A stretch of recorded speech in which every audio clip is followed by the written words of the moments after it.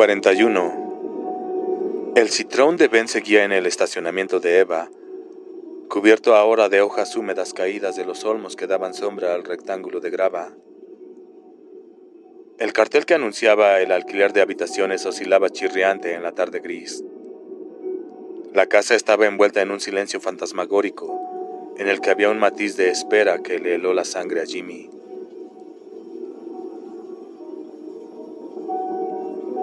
El mismo silencio de la casa de los Marsden. Por un momento pensó que si alguien se habría suicidado también allí. Eva decía saberlo, pero con Eva no sería posible hablar. Ya no. Sería perfecto, comentó, establecerse en la pensión del pueblo para ir rodeándose paulatinamente de su familia. ¿Estás seguro de que no hace falta llamar a Ben? Más tarde, vamos. Bajaron del coche y echaron a andar hacia el porche. El viento les revolvía el pelo. Todas las persianas estaban bajadas y la casa daba la impresión de estar pensando malignamente en ellos. ¿Sientes el olor?, preguntó Jimmy. Sí, más fuerte que nunca. ¿Estás preparado? Sí, respondió Mark con firmeza. ¿Y tú? Por Dios que sí. Subieron los escalones del porche y Jimmy abrió la puerta.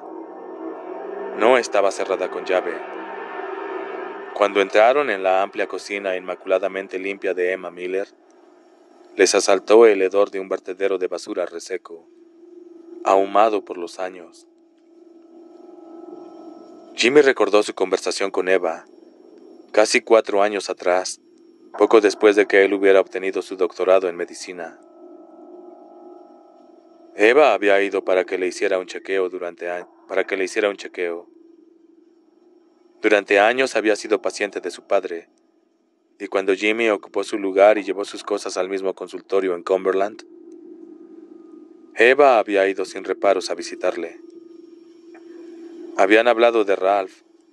Por entonces hacía 12 años que había muerto, y ella le había contado que el fantasma de su marido seguía andando por la casa, que de vez en cuando encontraba algo nuevo en el ático o en un cajón del escritorio.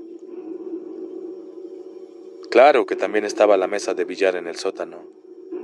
Eva decía que tendría que deshacerse de ella, ya que no hacía más que ocupar un espacio que podría servir para otra cosa. Pero como había pertenecido a Ralph, no acababa de decidirse a poner un anuncio de venta en el periódico, ni a telefonear al programa de la radio local donde se recibían ofertas y demandas. Los dos cruzaron la cocina, dirigiéndose hacia la puerta del sótano. Jimmy la abrió. La pestilencia era densa y agobiante. Accionó el interruptor de la luz, pero no funcionó. Claro, Barlow lo había utilizado. Busca por ahí, le dijo Mark. A ver si encuentras una linterna o velas. Claro, Barlow lo había inutilizado. Busca por ahí, le dijo a Mark. A ver si encuentras una linterna o velas. Mark empezó a registrar la cocina, abriendo los cajones. Observó que la rejilla para secar cubiertos que pendía sobre el fregadero estaba vacía, pero en ese momento no le dio importancia. El corazón le latía con dolorosa lentitud, como un tambor amortiguado. Estaba al borde de su capacidad física y mental de resistencia. Parecía que su cerebro ya no pensara, que se limitara a reaccionar. Continuamente le parecía advertir movimientos por el rabillo del ojo, y volvía la cabeza sobresaltado, pero no veía nada. Un veterano de guerra hubiera reconocido los síntomas de la fatiga de combate. Fue al vestíbulo para buscar en el aparador qué había allí. En el tercer cajón encontró una linterna y volvió a la cocina. Aquí tienes, Jim. Se oyó un ruido como de maderas, seguido por un golpe. La puerta del sótano estaba abierta. Después empezaron los gritos. 42. Cuando Mark volvió a la cocina de Eva, eran las 5 menos 20. Tenía los ojos desorbitados y la camiseta manchada de sangre. Miraba con aire aturdido y de pronto soltó un grito y un alarido que subía desde el vientre, por el oscuro pasaje de la garganta y salió por la boca desesperadamente abierta. Siguió gritando hasta tener la sensación de que el cerebro empezaba a limpiarse de locura. Gritó hasta que su garganta no pudo más y un dolor terrible se le clavó en las cuerdas vocales. Y aun cuando ya hubiera dado cauce a todo el miedo, el horror, la furia y el dolor, estaba esa presión espantosa que seguía subiendo en oleadas desde el sótano, delatando allá abajo, en alguna parte, la presencia de Barlow. Y ahora faltaba poco para oscurecer. Salió al porche a respirar ávidamente aire fresco. Tenía que reunirse con Ben, pero parecía que un extraño letargo hubiera convertido sus piernas en plomo. ¿De qué serviría si Barlow les iba a derrotar? Hacerle frente había sido una locura, y ahora Jimmy acababa de pagar el precio de su temeridad, como Susan, como el padre Callahan. Su voluntad se templó. ¡No! ¡No! ¡No! Bajó por los escalones del porche y subió al wig de Jimmy, que tenía las llaves puestas. Ve en busca de Ben. Inténtalo una vez más, se dijo. Sus cortas piernas apenas llegaban a los pedales. Rectificó la altura del asiento y encendió el motor. Movió la palanca del cambio y pisó el acelerador. El coche dio un corcoveo. Mark pisó el freno y se golpeó dolorosamente contra el volante. El claxon sonó. No podré conducirlo. Le pareció oír a su padre diciendo con voz lógica y arrogante: Tienes que ser cuidadoso cuando aprendas a conducir, Mark. La conducción de coches es el único medio de transporte que no está completamente regulado por las leyes federales. Como resultado, todos los conductores son aficionados, y muchos de esos aficionados son suicidas. Por ende, tú debes de ser muy cuidadoso. El acelerador se debe usar como si entre el pie y el pedal hubiera un huevo. Y cuando se conduce un coche con cambio automático como el nuestro, entonces el pie izquierdo no se usa para nada.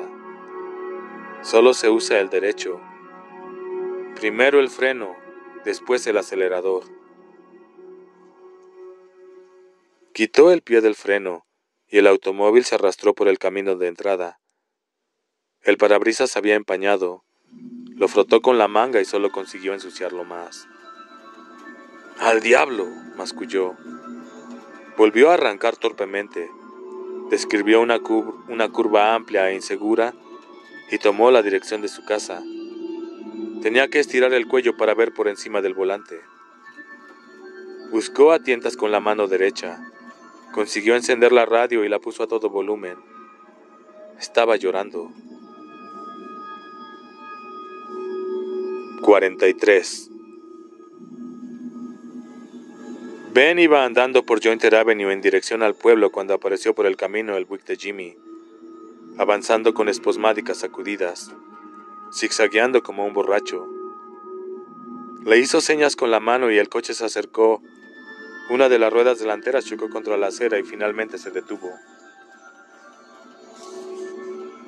Mientras preparaba las estacas, Ben había perdido la noción del tiempo y se había sobresaltado al comprobar que eran casi las 4:10.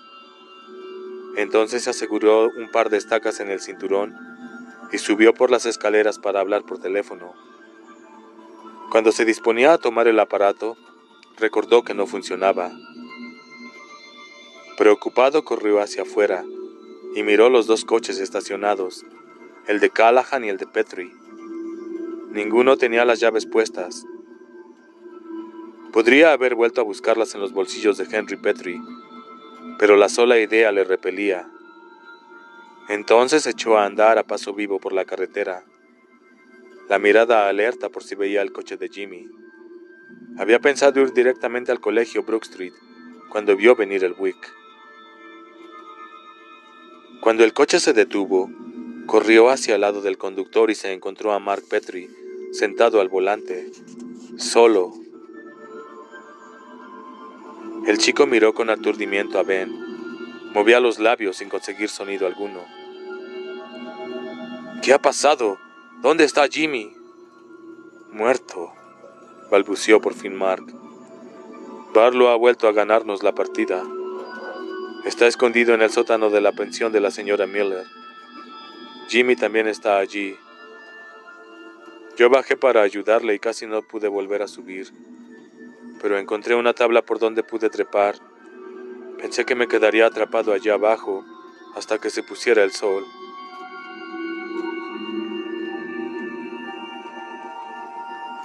¿Qué pasó? ¿De qué estás hablando? Jimmy entendió lo de la tiza azul mientras estábamos en una casa, en el Bend. Tiza azul, mesas de billar en el sótano de la casa de Eva Miller.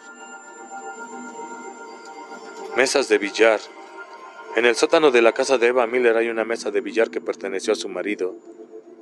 Jimmy telefoneó a la pensión y como nadie contestaba fuimos allá. Levantó su rostro sin lágrimas. Me dijo que buscara una linterna porque la luz del sótano no funcionaba, lo mismo que en la casa de los Marsden. Así que me puse a mirar por allí y vi que faltaban todos los cuchillos de la rejilla que hay sobre el fregadero. Pero no se me ocurrió pensar nada. Así que en cierto modo yo lo maté. Fui yo. Ha sido por mi culpa, solo por mi culpa. Ben le sacudió con energía. Basta, Mark, basta. Mark se llevó las manos a la boca para detener el balbuceo de la histeria antes de que empezara a desbordarse. Por encima de las manos su mirada se clavó en la de Ben. En el apartador del vestíbulo encontré una linterna, ¿sabes? Pudo continuar por fin. Y en ese momento fue cuando Jimmy se cayó y empezó a gritar. Sé. Yo también me habría caído, pero él me previno. ¡Cuidado, Mark! Fueron sus últimas palabras. ¿Pero qué fue? Insistió Ben. Barlow y los otros destruyeron la escalera, explicó Mark con voz monocorde. Aserraron todos los escalones hacia abajo a partir del tercero. Dejaron un trozo del pasamanos para que pareciera... Sacudió la cabeza. En la oscuridad Jimmy creyó que todo estaba bien. Ya, asintió Ben. ¿Y los cuchillos? Estaban todos dispuestos abajo, en el suelo, susurró el chico. Ellos atravesaron los cuchillos en un trozo de madera y les quitaron los mangos para que la madera quedara plana, con las hojas hacia arriba. Oh, gimió Ben impotente. Oh, Cristo. Se inclinó y aferró de los hombros al muchacho. ¿Estás seguro de que está muerto, Mark? Sí. Tenía media docena de heridas.